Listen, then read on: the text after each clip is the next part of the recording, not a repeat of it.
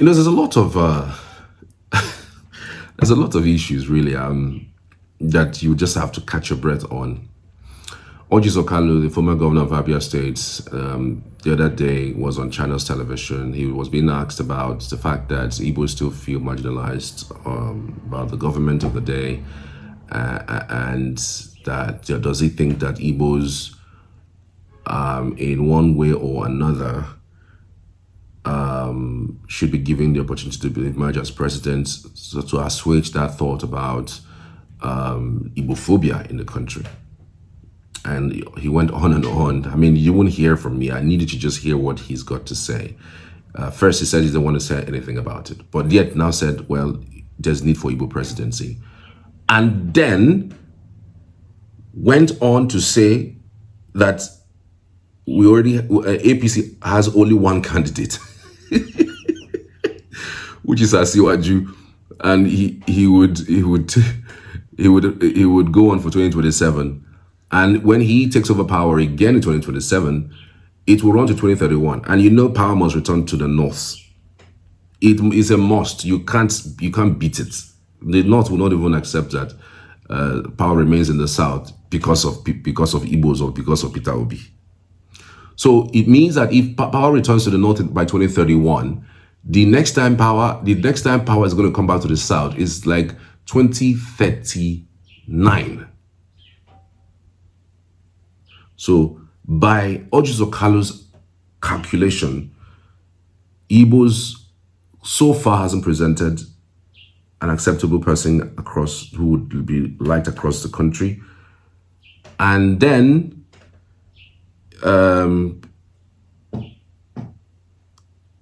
says in the same breath that he ruled out Igbos in 2027, that Igbos will not get it. Yes, by his thoughts and by his actions, by his disposition, he has ruled out completely Igbos from the 2027 presidential election in his party, APC. That is the import of what he has just said. It's not me. He didn't mix words. This is the analysis. Nobody come and telling me, I don't like your analysis. You don't know what you are saying. It's false. But this is what he said. Look at it. So that nobody will come and hold. Can you, of course, I mean, I'm not asking you to discuss whatever it is that is personal between you and the president, but what are those things? The president is committed to bring justice to all Nigerians, not to some Nigerians. Did he accede to your request? No, you cannot tell me yes or no, but I'm telling you the president is committed of bringing justice to all Nigerians. He wants to address issues that affect every facet of this country. He's committed. Is it one of the reasons why there are those in the Southwest who thought that perhaps the reason why Peter Obi should be president, for example, to give the Igbos a place? No, I'm not going to discuss. Politically speaking, I'm not going to discuss that with you. No, you are discussing. Because, you are speaking for the Igbo nation tonight. Listen to me. I'm not going to discuss anything about Igbo president or Igbo this. You're not a very shy person. No, why are you shy tonight? No, I'm not shy. I cannot. But I'm telling you, you are afraid that I'm not going to discuss issues that are not supposed to be discussed. You told me before in an interview, yes, that there's a need for an Igbo presidency. And I still tell you there's a need for it. Up to today? Yes. So Igbos must present an acceptable candidate by all Nigerians. No one zone can make a president. No one. President Tinubu was not elected by Yorubas. He was elected by all Nigerians. When do you think the Igbo presidency is ripe?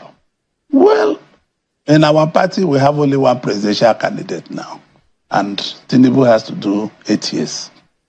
And is that a must? It's not a must, but Nigerian people, you can see the rebase economy is coming down. You can see things are starting to trickle in. Manufacturers were seeing inventory in the warehouse, and cost of manufacturing was 23 and some percent in November, December. So, this is one of the reasons, apart from the reason that Igbos are marginalized. They're not given the opportunities that they give everybody to aspire. Nnamdi Kanu emerged 2016, 2017. He hopped in on that lack of leadership, that sentiment of being marginalized, and became the very big as he is now. And of course, not knowing, the government of the day at the time didn't even know this guy was just urging them, and they continued, with it. Now, put it in perspective. Apart from that issue, why Igbos are being marginalized, that Nnamdi Kanu emerged, and the sentiment still follows him up until this day. Mondays is a disarray in the southeast, most places. There is this special disconnect that the youth of Igbos have with their political leaders, specifically political leaders. I'll pick my words very correctly. The reason is, the youth will say to their political leaders, this is what we want. The meetings will play out. This is what we want. Can you say these things in different fora, in different meetings, so that we can also have a pride of place in the activities across board, just like an average Hausa Fulani, just like an average Yoruba, just like an average Hausa, just like an average Ibibio man. Can you put out this thing? This is our feeling. This is our thought. Go out there and state it the way it is. But over time, we've seen our political leaders, when it matters the most, they decide not to put out the thoughts of the people of Igbo. Now, by what Orji Uzor Kalu have just said, it means that whatever move any Igbo man is trying to make in 2027 in APC, and by extension other parties, because of course we've seen what the moves that APC is making. It's a party that doesn't like opposition, so they're doing everything possible to stifle other political parties. So it means that perish any idea, any Igbo man coming from anywhere, perish any idea of Igbo man emerging as a leader of this president of the country come 2027. Why? This same Igbos who has been lied upon. The 1966 coup that most people held against the Igbos not to emerge to aspire to certain positions in this country, that has been held for years. One of the major players, one of the people who were there, one of the people who are a northerner, a core northerner, and I dare say there hasn't been any northerner, any northern political leader who has come out to state the fact the way IBB did a few days ago. He stated it. There was nothing like an Igbo coup. Kaduna Nzogu was it wasn't even an Igbo. And it was just unfortunate that the casualties of that coup were more of northerners and southwesterners. And the people who were supposed to do the needful for this East couldn't. And so it felt like it was an Igbo coup. And that lie has stayed. Let's not give them the opportunity. If we give them the presidency now, they might stoke a war. The fear of Igbo people, Igbophobia. Why? This same Igbos go on said reconstruction, reconciliation, rehabilitation, the 3 R's. But in the same breath, no matter what you had after that war, Igbos were given £20. No matter what you had in the banks during that war, Igbos were given £20. Is that a fair share of rehabilitation, reconstruction, and reconciliation? And what has been reconstructed in Igbo land since then? What can you say within that period, even up until date? What can you say that you can see that there's a reconstructed Igbo land, and the opportunities given to everybody is what has been given to the Igbo people? What is that thing? These same Igbos that stood down for the Yorubas because of what happened in 1993. There are annulled elections in 1993 because of the unity of Igbo man and the sensitivity of an Igbo man. Obonai Onu stepped down and said, "Let Olufalaye, let's all be Yoruba. Let's give it to the Yoruba people. Let it be a way of appeasing Yoruba people." Because that annulled election set us back more than 60 years. We're saying it was 132 years that is coming to reveal this, but that thing set us back more than 60 years. Imagine we had the democracy we are still talking about being 25. We are 32 years old in democracy. It would have been better. Our electoral system would have been better than this. We would have moved on finer. But no, you have a man who have confessed about this. This coup is not an Igbo coup. I would have thought that by now, there must be a stakeholders meeting across board, championing a cause for the government of Nigeria apologizing to the Igbo people. And by apologizing, ceding the 2023 ticket to an Igbo man. And I'm not talking about a Peter Obi presidency. It could be anybody. Give it to an Igbo man and say, no, you know what? Based on this revelation, based on this thing that we have done to the Igbo people, do a national apology and then give them the presidency. That is what a state should be. That is what a state, that's when you now hear states, deliberately, in their true sense of it, absorbing and allowing people on a fair playing ground. That is it. But no.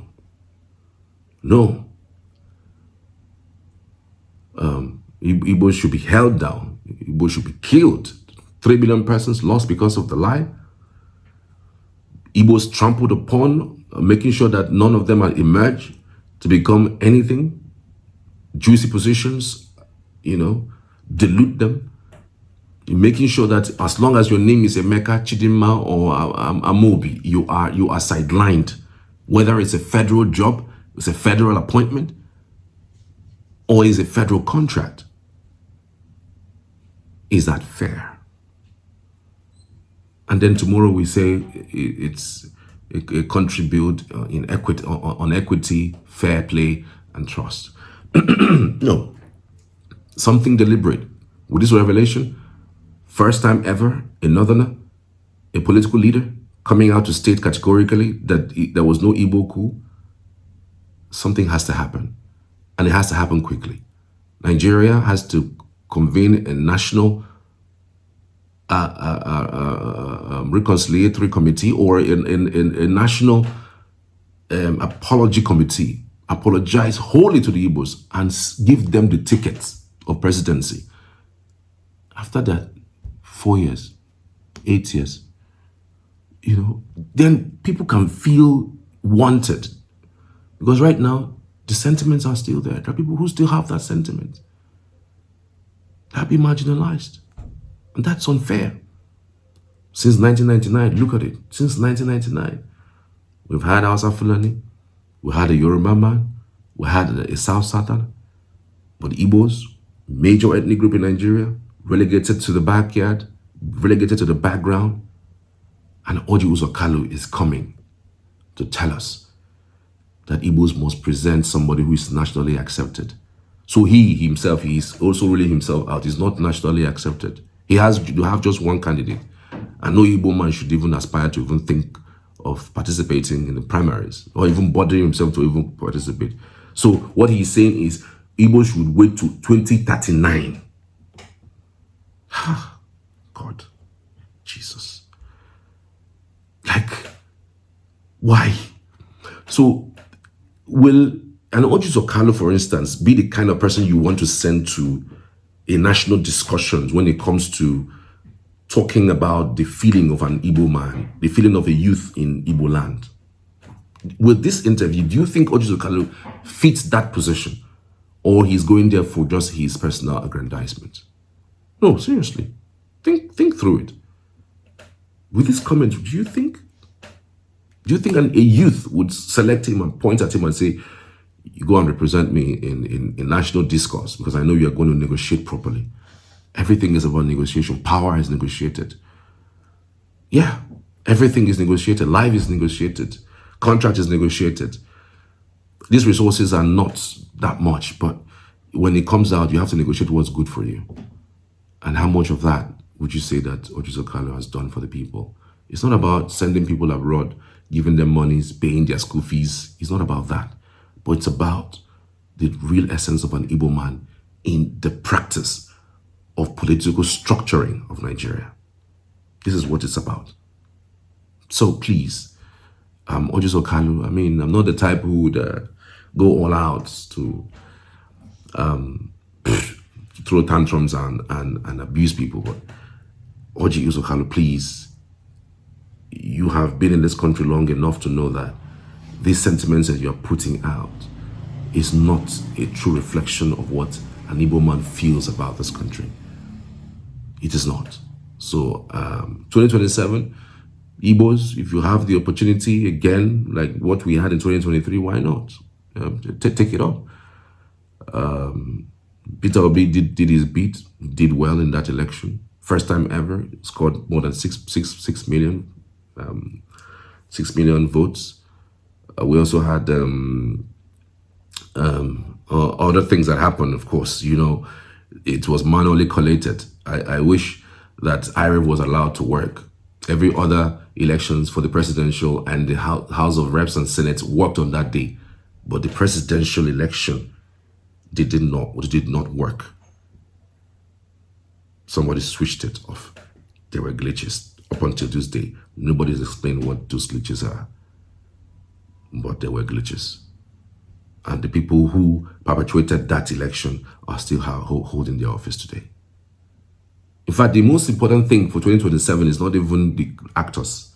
It's our electoral umpires. Nothing. Except Mahmoud leaves. There's really nothing that we can do to salvage the mindset of people who have already given up on the leadership of INEC, quite frankly. That's my thinking. Let me know what you think. Drop your comments. I'd love to hear from you. Thank you for watching. I'll see you later.